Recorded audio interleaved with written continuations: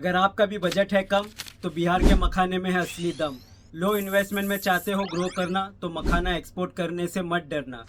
दोस्तों, India world का number 1 producer है मखाना एक्सपोर्ट करने में और इसका 80% प्रोडक्शन होता है इंडिया के स्टेट बिहार से।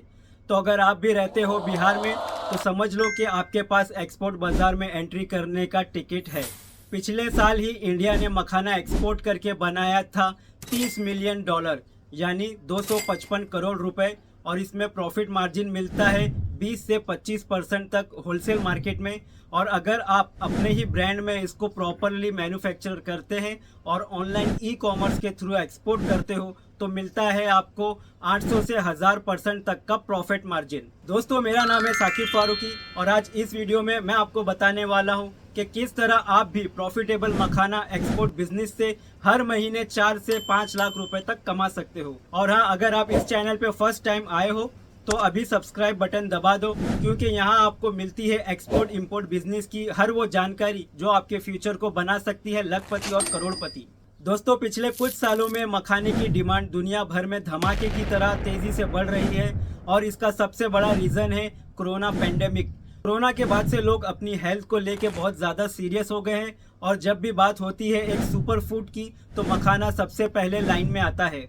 क्योंकि दोस्तों, मखाने में होता है फाइबर, प्रोटीन और एंटीऑक्सीडेंट का ज़बरदस्त कॉम्बो जो हेल्प करता है blood sugar control, digestive health improve करने में और बॉडी को देता है एक नेचुरल एनर्जी बूस्टर। इसलिए आज हर जिम फ्रीक, हर डाइट कॉन्शियस बंदा और हर हेल्थ लवर अपनी डाइट में मखाने को ज़रूर ऐड कर रहा है और वही डिमांड बढ़ रही है एक्सपोर्ट बिजनेस की। और ये एक गोल्डन अपॉर्चुनिटी है एक नए एक्सपोर्टर के लिए। अब एक और इंटरेस्टिंग फैक्ट सुनो, इंडिया का नंबर 1 मखाना हब है बिहार।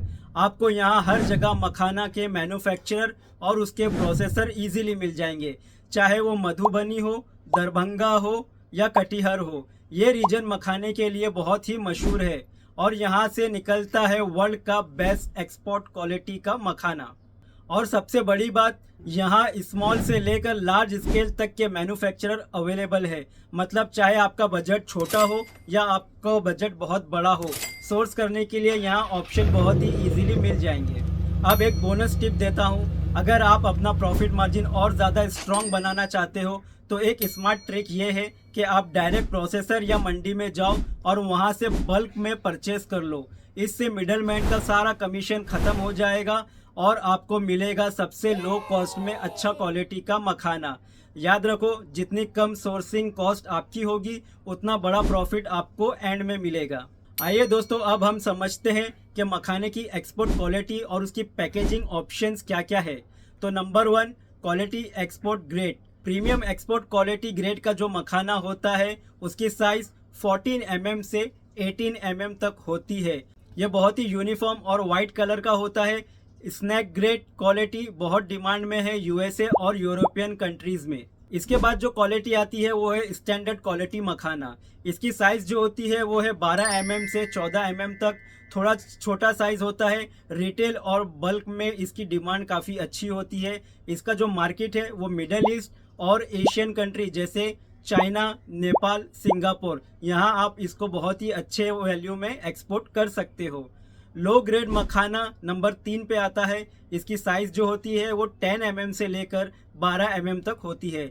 इसका प्राइमरीली जो यूज़ होता है वो वैल्यू एडेड प्रोसेसिंग प्रोडक्ट और लो कॉस्ट मार्केट में इसका होता है। अब हम देखते हैं कि इसकी पैकेजिंग के ऑप्शंस क्या क्या है। नंबर 1 जो आता है वो है बल्क एक्सपोर्ट, यानी कि कंटेनर वाइज। अगर आप मखाने को कंटेनर वाइज एक्सपोर्ट कर रहे हैं बल्क क्वांटिटी में तो मखाने को 25 किलो या 50 किलो के पीपी बैग्स में पैक करके कंटेनर में भेजा जाता है। या अगर आपका बायर ने कोई और साइज़ आपको बताया है, उसकी डिमांड की है, तो हम उस साइज़ में भी पैक करके एक्सपोर्ट कर सकते हैं। दूसरे टाइप की इसकी जो पैकेजिंग होती है वो ई कॉमर्स या B2C रिटेल कैटेगरी में होती है। इसमें आप वैक्यूम सील्ड पाउचेस या जिपर स्टैंड अप पाउचेस में पैक कर सकते हैं, जैसे कि 200 ग्राम का पाउच या 500 ग्राम या 1 kg का पाउच, जो बहुत ही अट्रैक्टिव होता है और इसकी शेल्फ लाइफ भी काफ़ी लंबी होती है। अब हम देखते हैं कि एक 20 फीट कंटेनर में कितनी कैपेसिटी हम लोड कर सकते हैं मखाने की। तो दोस्तों एक 20 फुट कंटेनर में अप्रॉक्सीमेटली 20 से 24 मैट्रिक टन मखाना लोड किया जा सकता है, लेकिन इसकी जो स्टैंडर्ड पेलोड कैपेसिटी होती है वो अराउंड 21.6 मैट्रिक टन होती है।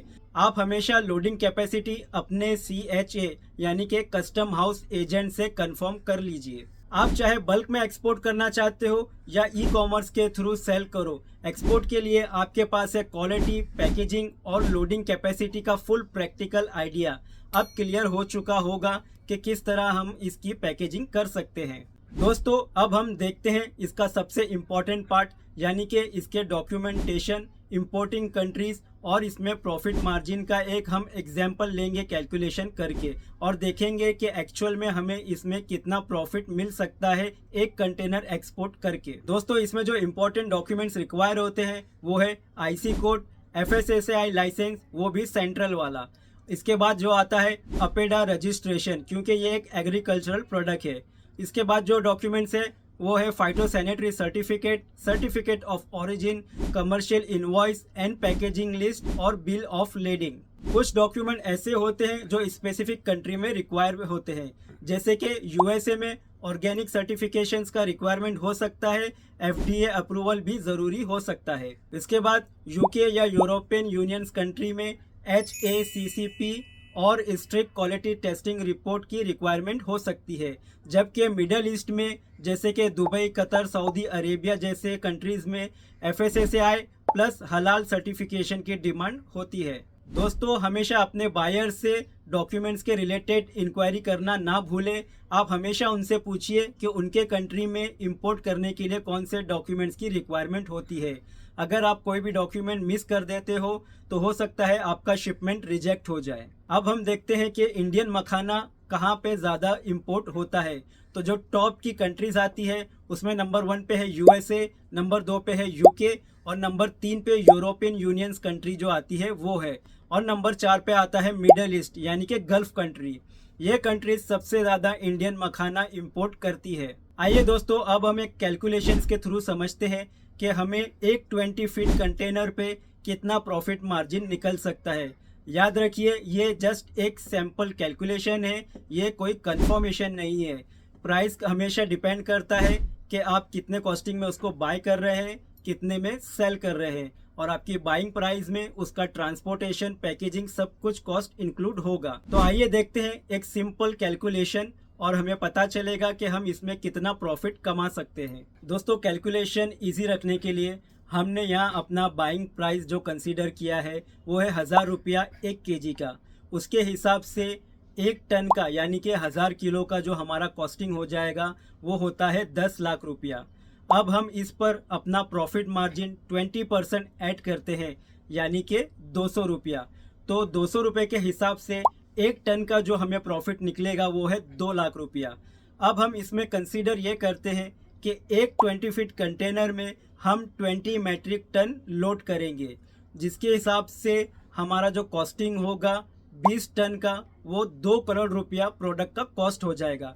और जो हमने प्रॉफिट मार्जिन यानी कि 20% उस पर ऐड किया है 200 रुपये के हिसाब से पर केजी, उसके हिसाब से 20 मैट्रिक टन का जो प्रॉफिट हमें एक कंटेनर पर आएगा वो है 40 लाख रुपया।